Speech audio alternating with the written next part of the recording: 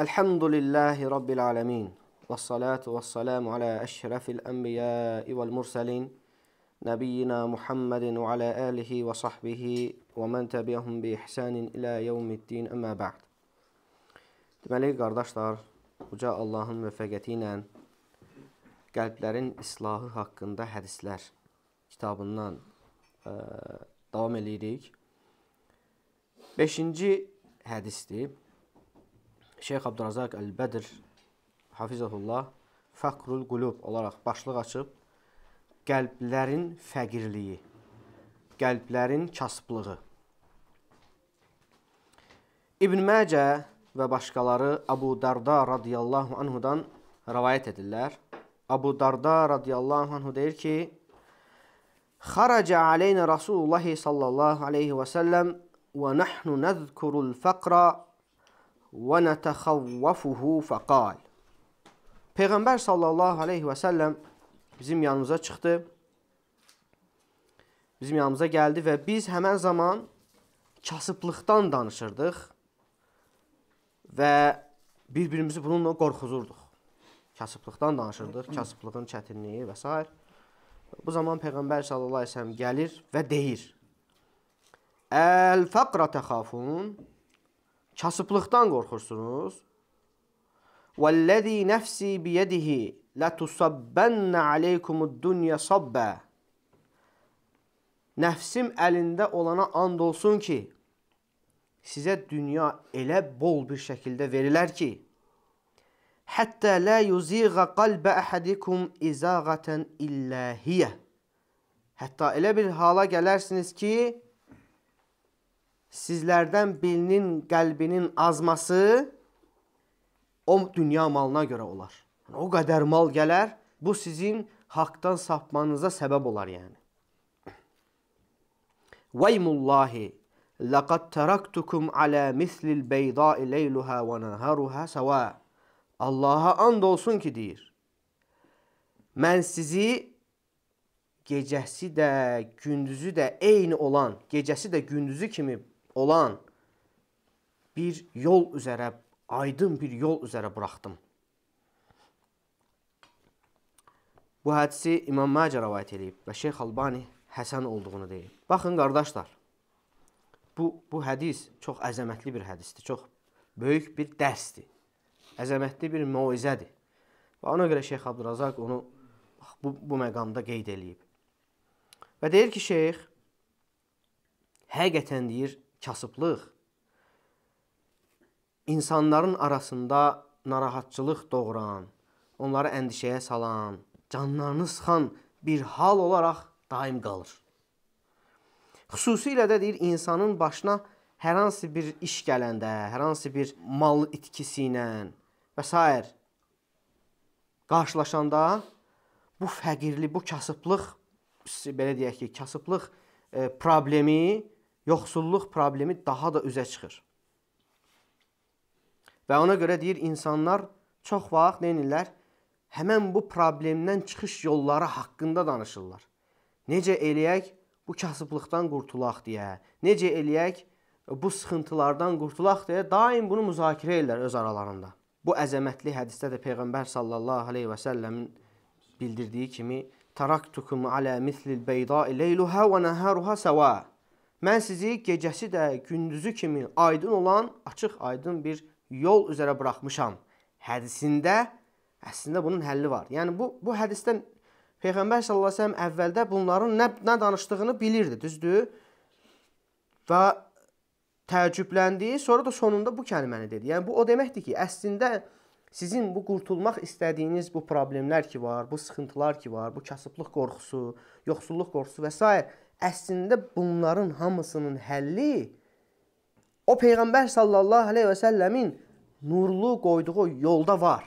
Yəni bunun ilacı, bunun dərmanı bizim dinimizdə var. Necə ki, bütün problemlərin, necə ki, digər sıxıntıların həlli yolu bizim dinimizdə var, eləcə də bu kasıblıq problemi deyim, bu sıxıntısı deyim, bunun da həlli bizim bu əzəmətli dinimizdə var, mübarək dinimizdə var. Həqiqətən bizim dinimiz hər tərəflidir, əhatəlidir. İstədiyin bir problemi sən zikr elə, görəcəksən ki, Quran və sünnədə, bizim pak şəriətimizdə onun həlli yolları var. Ona qarşı necə münasibət qurmalıyıq, ona qarşı mövqeyimiz necə olmalıdır? Var. Eləcə də bax bu kasıblıq. Bu kasıblıq qorxusu. Və ona görə yəni kim ki bizim bu həmən o şəriətimizdən, həmən bu dinimizdə olan gözəl ədəbləri, gözəl o istiqamətləri götürərsə, doğru yola yönələr. Nə qədər ona o bəlalar ensə də, nə qədər fərqli-fərqli ona sıxıntılar ensə də, onunla necə müamilə etməsi lazım olduğunu bilər. İstənilən bir müsibətdə. Şeyx burada buyurur ki, insanların bir-birini qorxutduğu bu kasıblıq adətən nə üzrə olur? Dünya malının azlığı üzərindən danışırlar. Düzdür, kasıblıq deyəndə dünya malının azlığı, yoxsulluq, ərzaqın azlığı və s. malın mülkün azlığı. Daim insanlar bunun haqqında danışırlar. Kasıblıq deyəndə bundan danışırlar. Amma bax, şeyx hardan hara gətirir? Deyir, başqa bir kasıblıq var ki, başqa bir yoxsulluq var ki, əslində insanlar ona daha çox diqqət eləməlidir. Daha çox inayət ona göstərməlidir. Onun haqqında daha çox danışmalıdırlar. O kasıblıqdan necə qurtulmaq olar? Necə ondan canımızı, yaxamızı qurtara bilərik? Onun haqqında daha çox danışılmalıdır, deyir. Bu deyir, daha böyükdür. Baxın, indi gələcək, onu hədislə gətirir ki, o kasıblıq nədir?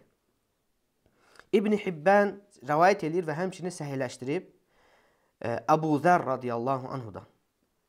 Əbu Zər radiyallahu anhu deyir ki, Qalə li Rasulullah sallallahu aleyhi və səlləm. Allah elçisi sallallahu aleyhi və səlləm deyir, mənə belə dedi. Ya Əbə Zər, ətərə kəsrətəl məli huvəl qinə. Ey Əbu Zər deyir, malın çoxluğunu sən zənginlik görürsən? Yəni, zənginliyi malın çoxluğunda görürsən? Qultu, naam ya Rasulallah. Dedim ki, bəli ey Allah Rasulü, bəli. Yəni, zənginlik deyəndə malın çoxluğunu nəzər tutulur. Qal, Peyğəmbər sallallahu aleyhi ve sellem dedi ki, fətara qillətəl məli huvəl fəqr. Və malın da azlığını, yoxsulluq, kasıblıq bilirsən və ya kasıblığı malın azlığında bilirsən? Qultu, naam ya Rasulallah. Dedim ki, bəli ey Allah Rasulü. Və şeyx deyir ki, bu bütün insanlarda belədir. Yəni, kimdən soruşsan, belədir. Yəni, bütün insanların gözündə yəni, malın azlığı kasıblıqdır, yoxsulluqdur və malın çoxluğu zənginlikdir. Fəqalən Nəbiyyu sallallahu aleyhi ve sellem. İndi görün, Peyğəmbər sallallahu aleyhi ve sellem necə yaxşır məsələyə. İnnəməl qinə qinəl qalb vəl fəqru fəqrul qalb. Deyir, həqiqətən zənginlik qəlbin zənginliyidir. Kasıblıq da qəlbin kasıblığıdır. Subhanallahul azim. Bu hədisdə İmam Ən-Nəsai rəvayət eləyib və İbn Hibbən rəvayət eləyib və Şeyx Albani səhih olduğunu deyib. Baxın, burada Peyğəmbər sallallahu aleyhi və səlləmin Əbu Zər radiyallahu anhu istiqamətləndirməsinə, onun sual cavabına. Şeyx deyir ki, həqiqətən qəlbi zəngin olana malın əlində az olması heç bir zərər verməz. Əgər bir insanın qəlbi zəngindirsə, onun dünya cəhətdən kasıb olması ona heç bir zərər verməz. Əksinə, onu görərsən ki, sən kasıb olsa da görərsən ki, razıdır, qanidir. Allahın bölgüsündən, Allahın ona verdiyindən razıdır. Amma qəlbi kasıb olana gəldikdə isə deyir, qəlbi fəqir olana gəldikdə, ona nə qədər bol mal verilsə də, nə qədər Allah ona nemətlər versə də, onu daim narazı görərsən. O, həmən əlində olan malı dəyərsiz görər, az görər, daha çoxunu istəyər. Hey ki, malını artırmağa çalışar. Öz əlindəkinə dəyər verməz, onu bir şey görməz, dəyərsiz görər onu. Baxın, digər hədis. Ənəs ibn Məlik radiyallahu anhu deyir ki, Ənə Rasulullah sallallahu aleyhi və səlləm qal. Həqiqətən deyir, Peyğəmbər sallallahu aleyhi və səlləm belə dedi. Ləv ənə libni Ədəm vadiyən min zəhəbin əhəbbə ən yəkunə ləhum vadiyən.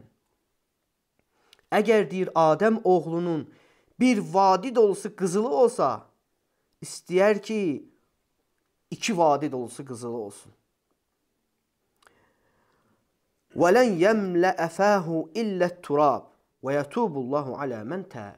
Onun deyir ağzını ancaq torpaq doldurar. Allah tövbə edənlərin tövbəsini qəbul edəndir.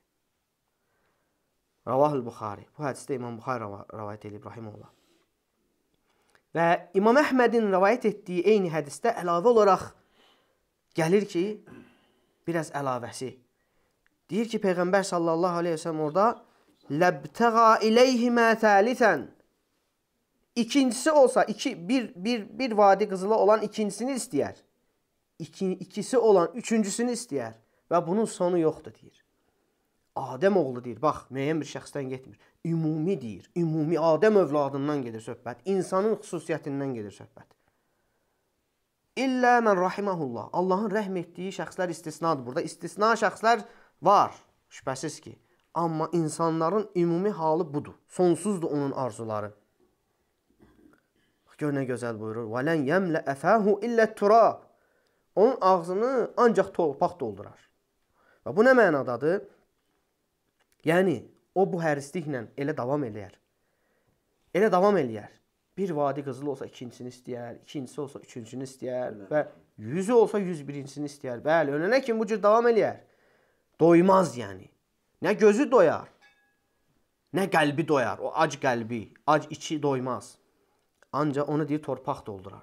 O zaman ki o qəbrinə qoyular, artıq çürüyər. Gözü də torpaqla dolar, ağzı da torpaqla, içi də torpaqla dolar. Yəni onun Adəm övladının yəni gözü bax doymur. Baxın, indi burada bir gözəl bir məsələ var. Hədisin sonunda Peyğəmbər sallallahu əleyhi və səlləm nə dedi? Bax, əlaqəyə bax. Bax, dedi, bir vadi qızılı olan ikisini istəyər, ikisi olan üçünü istəyər. Onun ağzını ancaq torpaq doldurar. Sonra da deyir ki, Allah tövbə eləyənlərin tövbəsini qəbul edər. Nə əlaqə var? Bu, əvvəlin, axırın əlaqəsi nədir? Bax, cavabı budur. Yaranan sualların inşallah ki, cavabları gəlir. Bax, deyir ki, kim ki, bax, bu cür olar, dünya malına həris olar, o deyir, harama, halala fikir verməz.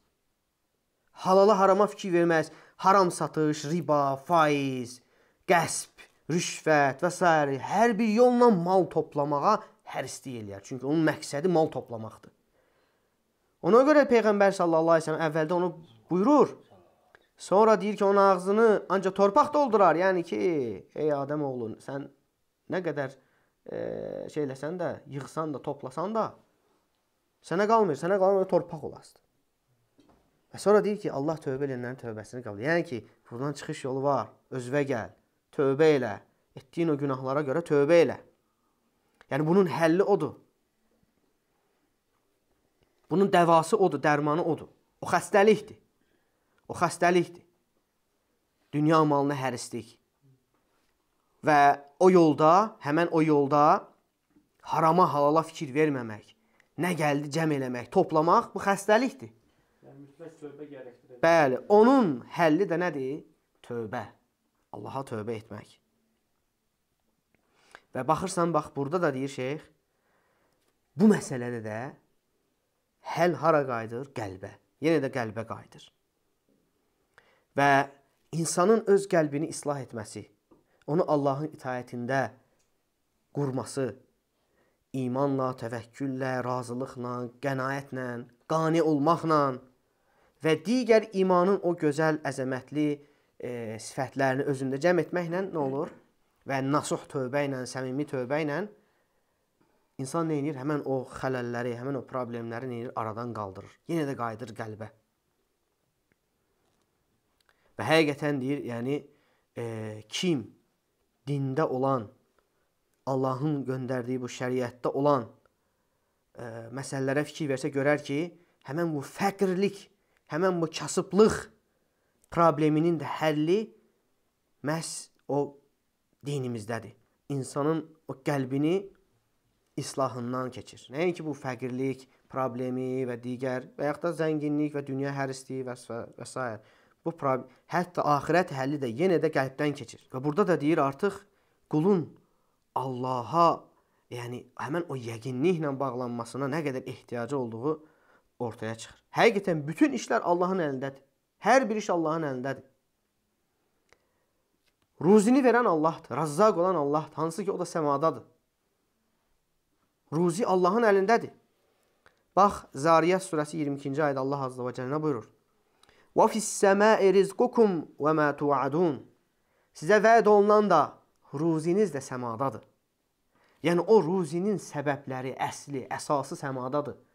Buna bəzi alimlər deyiblər, bu yağmurdur, yağışdır. Allahın təqdiridir, hamısı səmadan gəlir. Allahdan gəlir yəni. Düzdür, sən səbəbləri yerdə axtarsan da, onun kökü nədir? Səmadadır. Allahın qatındadır. Və Fatih surəsi 3-cü ayədə Allah Azza və Cəllə buyurur ki, Ya eyyuhən nəsu zkuru ni'mətəllahi aleykum, həl min xaliqin qayrullahi yarzukukum. Ey insanlar deyir, Allahın sizin üzərinizdə olan nemətlərini xatırlayın. Məgər sizə Allahdan başqa ruzi verən başqa bir xaliq var? Allahdan başqa sizə ruzi verən var? Ayə əzəmətinə baxın. Yəni sizə ruzi verən Allahdır. Allahın sizə verdiyi hələ bir nemətləri bir xatırlayın. Fəqirlik qorxusundan, kasıblıq qorxusundan əndişələnmədən öncə hal-hazırda əlində olan nemətlərə bir bax. Gör nə qədər insandan Allah Azza və Cəllə səni üstün eləyib. Nə qədər nemətlər verib sənə. Kim verib o nemət sənə? İndiyə kimi olduğun halda olan o nemətləri sənə kim verib? Hal-hazırda əlində olan nemətləri kim verib? Məgər başqası da var, Allahdan başqa ruzi verən də var. Yəni, niyə görə narahat olursan ki? Ruzi istəyirsən, Allahdan istə. Səbəb şübhəs gələcək, səbəblərdən də tutmaq şərtdir.